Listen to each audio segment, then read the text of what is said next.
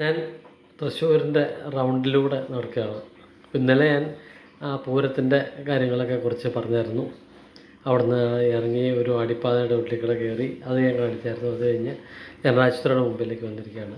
ജനറാശുപത്രിയുടെ മുമ്പിലൊക്കെ ഇപ്പോൾ വളരെ neat and clean ആയിട്ടുണ്ട്. നേരത്തെ ഇവിടെയൊക്കെ ഒരുപാട് കച്ചവടക്കാരും അതേപോലെ തന്നെ മുറുക്കാൻ തുപ്പലും അങ്ങനെയൊക്കെ ഒരുപാട് വളരെ വൃത്തികേടായിരിക്കുന്ന സ്ഥലമൊക്കെ ഏതായാലും അടിപൊളിയായിട്ട് വൃത്തിയാക്കി വെച്ചിട്ടുണ്ട്. ഏതായാലും ഞാൻ റൗണ്ട് സൗത്തിലേക്ക് പതുക്കെ നടക്കുകയാണ്. അപ്പോൾ ഞാൻ നോക്കുമ്പോൾ അവിടെ കുറേ വാഗമരങ്ങൾ, അതിൽ നിറച്ച് വവ്വാലുകൾ ഇങ്ങനെ തൂങ്ങിക്കിടക്കുകയാണ്. നമുക്കിപ്പോൾ ഇവിടുന്ന് കൃത്യമായിട്ട് തന്നെ കാണാൻ പറ്റില്ലെങ്കിലും നിറച്ച് വവ്വാലുകളുണ്ട്. അപ്പോൾ നോക്കി നടന്നില്ലെങ്കിൽ ചിലപ്പോൾ വേഗത്തേക്ക് പണി കിട്ടാൻ സാധ്യതയുണ്ട്. അപ്പോൾ അതുകൊണ്ട് ഏതായാലും അവിടുന്ന് നേരെ വേഗം ഞാൻ പതുക്കെ സ്ഥലം കാലിയാക്കാനുള്ള പരിപാടിയാണ്. ഇവിടുന്ന് ചെന്നിട്ട് ഇതാണ് നമ്മുടെ Boche gold and diamonds, Bobby ചെമ്മണ്ണൂരിൻ്റെ ആ ഒരു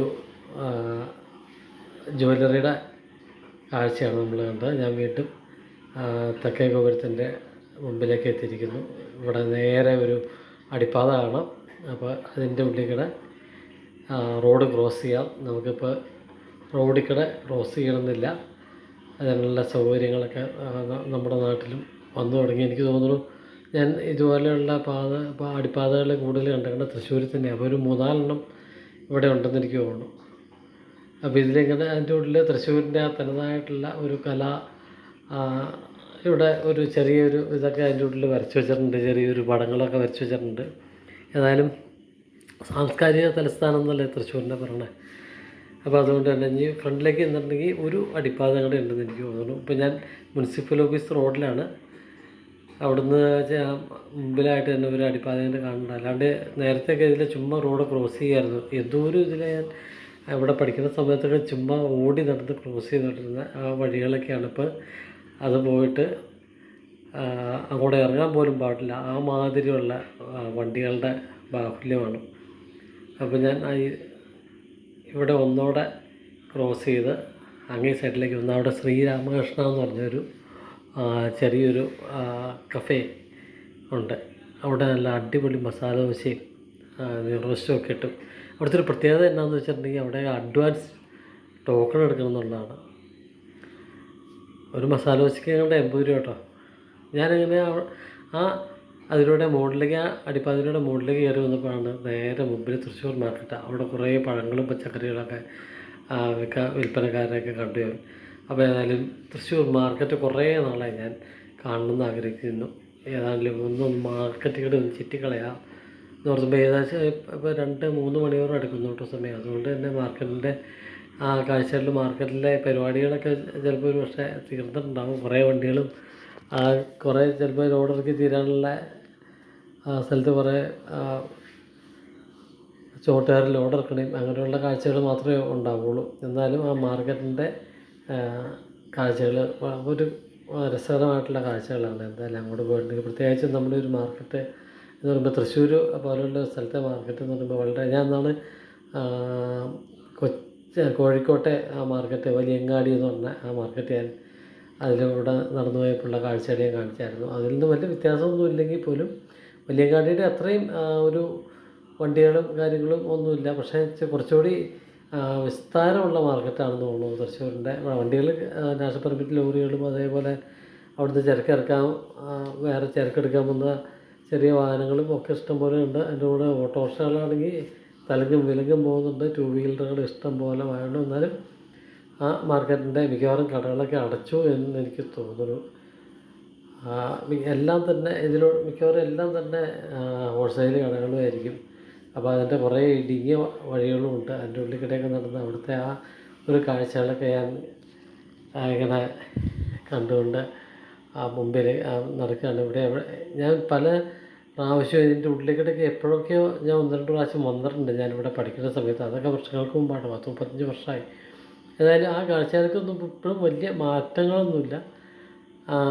ചില ഭാഗങ്ങളിലേക്ക് ഞാൻ ഈ പറഞ്ഞ പോലെ ആദ്യമായിട്ടാണ് ഞാൻ വരുന്നത്. പക്ഷേ ചില ഭാഗങ്ങളിൽ ഇതിൽ ആ വണ്ടി ആദ്യം പോകുന്നത് ഇവിടെ ഒരു പള്ളിയുടെ ഒരു കാഴ്ചകളുണ്ട്. അവിടെ എന്തോ പെരുന്നാളോ മറ്റോ കാര്യങ്ങളൊക്കെയാണെന്ന് തോന്നുന്നു. ഏതായാലും അങ്ങനെയുള്ള കുറേ കാഴ്ചകളിൽ കൂടെ നടക്കുമ്പോൾ ചുമ്മാ നല്ല രസമുണ്ട്. ഏതായാലും നല്ല കത്തിക്കാളുന്ന വെയിലാണ്. അതേപോലെ ഈ ഒരു സ്ട്രീറ്റിൻ്റെ കുറച്ച് ഫ്രണ്ടിലേക്ക് ചെല്ലുമ്പോഴത്തേക്കും അവിടെ മുഴുവൻ സ്വർണ്ണക്കടകളായിരുന്നു കേട്ടോ. ഇപ്പോൾ എങ്ങനെയാണെന്ന് എനിക്കറിയില്ല. നേരത്തെ അതിലേക്ക് ഇഷ്ടം പോലെ നടന്നിട്ടുണ്ട്. ഞാൻ എണ്ണിയിട്ടുണ്ട്. ഏകദേശം ഒരു 500 മീറ്ററിൻ്റെ ഇടയ്ക്ക് ഒരു സൈഡിൽ തന്നെ ഒരു 175 സ്വർണ്ണക്കടകളൊക്കെ ഞാൻ എണ്ണിയിട്ടുണ്ടെന്നുള്ളതാണ് ആ സമയത്ത്. 175 ഒരു 500 മീറ്ററിൻ്റെ, അതായത് ചെറിയ റൂമിൽ വരെ സ്വർണ്ണക്കടകളുള്ള ആ ഒരു സമയം എനിക്ക് ഓർക്കും. ഞാൻ എണ്ണിയതായിട്ട് ഞാൻ ഓർക്കുന്നുണ്ട്. കുറേ കടകൾ ഞാൻ ഈ പറഞ്ഞ പോലെ എണ്ണി 2 സൈഡിലും. അപ്പോൾ അത്രയും വെച്ച് നോക്കുവാണെങ്കിൽ എത്ര ഉണ്ടാവുമായിരിക്കും എന്നൊക്കെ ഞങ്ങൾ കണക്കൂട്ടിക്കൊണ്ട് നടന്നിട്ടുണ്ട്. അതേപോലെ ഇപ്പോൾ എല്ലാം ഞാൻ പറഞ്ഞില്ലേ നേരത്തെ ഹോൾസെയിൽ കടകളുണ്ട്. എന്നോട് ഇടയ്ക്കിടയ്ക്ക് ചെറിയ ഒരു സാധാരണ റീറ്റെയിൽ കടകളൊക്കെ ഉണ്ട്. എന്നാലും പക്ഷേ കാഴ്ചകളൊക്കെ വളരെ മനോഹരമായിട്ടുള്ള കാഴ്ചകളൊക്കെയാണ്. അപ്പോൾ അത് കഴിഞ്ഞ് ഞാൻ നേരെ സ്റ്റാൻഡിൽ വന്നു. കിട്ടിയൊരു KSRTC ബസ്സിൽ. അപ്പോൾ ഏകദേശം 3:25 നേരെ ഈ വീട്ടിലേക്കുള്ള യാത്ര തുടങ്ങുകയാണ്. ഇന്നത്തെ ദിവസം ശരിക്കും ഞാൻ ഒരു 20 കിലോമീറ്ററെങ്കിലും ഇന്ന് നടന്നിട്ടുണ്ട്. അപ്പോൾ ഒല്ലൂരെത്തി. ഒല്ലൂർ പള്ളി പെരുന്നാളാണെന്ന് എനിക്ക് തോന്നുന്നു. അവിടെ ഉണ്ടായിരുന്നു ഒരു നിലപ്പന്തൽ. അത് കഴിഞ്ഞ് ഞാൻ ഹൈവേയിലേക്ക് കയറി കഴിഞ്ഞിട്ടുണ്ട്. അപ്പോൾ ഹൈവേയിലേക്ക് ഇപ്പോൾ ഞാൻ കാണിക്കുന്നത് എന്താണെന്ന് വെച്ചാൽ നേരെ ടോളിലേക്ക്, ടോൾ പ്ലാസ ഇപ്പോൾ വർക്കിംഗ് അല്ല എന്ന് പറയുന്നുണ്ട്. ആ ടോൾ പ്ലാസയിലേക്ക് എത്തിയിരിക്കുകയാണ്. പക്ഷേ പെട്ടെന്ന് ഇവിടെ വലിയ തിരക്കൊന്നുമില്ല. അപ്പോൾ ഏതായാലും ഞാൻ ഇങ്ങോട്ട് വന്നപ്പോഴും അതിൽ പൈസ മിക്കവാറും റീഡ് ആവുണ്ടെന്ന് തോന്നുന്നു. അവിടുത്തെ ജീവനക്കാരുണ്ട്. അവർ പെട്ടെന്ന് ഇപ്പോൾ കാര്യങ്ങൾ നടത്തി വരണ്ടെന്ന് തോന്നുന്നു. നേരത്തെ ഇവർ എന്തുകൊണ്ടാണ് ഈ ബ്ലോക്കാക്കി വെച്ചുകൊണ്ടിരുന്നതെന്നുള്ളത് നമുക്കറിയില്ല. ചില വണ്ടികളുടെ ഫാസ്ടാഗ് വർക്ക് ചെയ്യാണ്ട് വരുന്നു എന്നൊക്കെയാണ് അവരത് ന്യായമായിട്ട് പറയുന്നത്. ഏതായാലും കഴിഞ്ഞ ദിവസം ഞാൻ ഇതിൽ ഇപ്പോൾ കഴിഞ്ഞ വെള്ളിയാഴ്ച ഇതിൽ വണ്ടി കൊണ്ട് പോയപ്പോഴും ഇതുപോലെ ജസ്റ്റ് ആ സാധനം ഒന്ന് വീണു, അപ്പം തന്നെ റെഡിയായി പൈസ നമുക്ക് ഡിഡക്റ്റ് ആയി. അത് കഴിഞ്ഞാണ് ഈ പ്രശ്നങ്ങൾ ഉണ്ടായതെന്ന് എനിക്ക് തോന്നുന്നു. ആദ്യത്തെ ഒരു ബ്ലോക്ക് വരുന്ന സ്ഥലത്തേക്ക് ഇവിടെ ഒരു അടിപ്പാതയുടെ നിർമ്മാണം നടക്കുകയാണ്. ഫ്ലൈ ഓവറുകളുടെ നിർമ്മാണം നടക്കുക. ഇത് വേറെ പോലല്ല, നമ്മുടെ ആമ്പല്ലൂർ തന്നെയാണ്. ഇനി ഉള്ളത് ഇനി അടുത്ത നടക്കുന്നത് എനിക്ക് തോന്നുന്നു ഇവിടുന്ന് കുറച്ചുകൂടി പോയി കഴിഞ്ഞ് ഏകദേശം ഒരു 5-6 കിലോമീറ്റർ കഴിയുമ്പോൾ ടയർ കമ്പനിയുള്ള പേരാമ്പ്ര എന്ന് പറയുന്ന സ്ഥലത്താണെന്ന് എനിക്ക് തോന്നുന്നു. അപ്പോൾ അവിടെ ടയർ കമ്പനിയുള്ള സ്ഥലത്താണെന്ന് തോന്നുന്നു. അവിടെ ന്യായമായ ബ്ലോക്ക് ആണ്.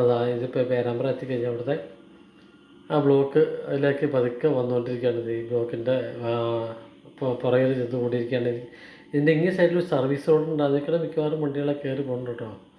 നമ്മൾ ആ സർവീസ് റോഡ് വഴി പോയെങ്കിൽ കുറച്ചുകൂടി ഫ്രണ്ടിലേക്ക് പോകാൻ പറ്റിയെന്ന് എനിക്ക് തോന്നുന്നു. ഏതായാലും ഇവിടെ കുറച്ച് നേരം കിടക്കുമെന്ന് എനിക്ക് തോന്നുന്നു. ഒരു 12 മണിക്കൂറെങ്കിലും മിക്കവാറും നല്ല നീളത്തിൽ തന്നെയാണ് ആ ബ്ലോക്ക്.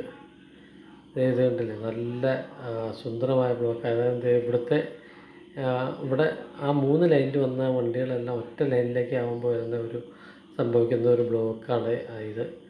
ഇതേപോലെ ഇനി 2-3 സ്ഥലത്തുണ്ടാവും. എത്ര നേരം പോകുമെന്ന് എനിക്കറിയില്ല. ഇപ്പോൾ തന്നെ മണി 4:05 വന്നതാണ്. ഇപ്പോൾ 4:20 15 മിനിറ്റ് ഇപ്പോൾ ഇവിടെ തന്നെ പോയിട്ടുണ്ട്. ഏതായാലും ഇപ്പോൾ തൽക്കാലം നീങ്ങി തുടങ്ങി. അവിടെ മേൽപ്പാതയുടെ പണികളൊക്കെ നടന്നുകൊണ്ടിരിക്കുകയാണ്. അവിടെ ഒരു 2-3 മാസത്തിനുള്ളിൽ നമുക്ക് ഫ്ലൈ ഓവറിൻ്റെ മുകളിൽ കൂടെ യാത്ര ചെയ്യാൻ പറ്റും എന്ന് പ്രതീക്ഷിക്കാം.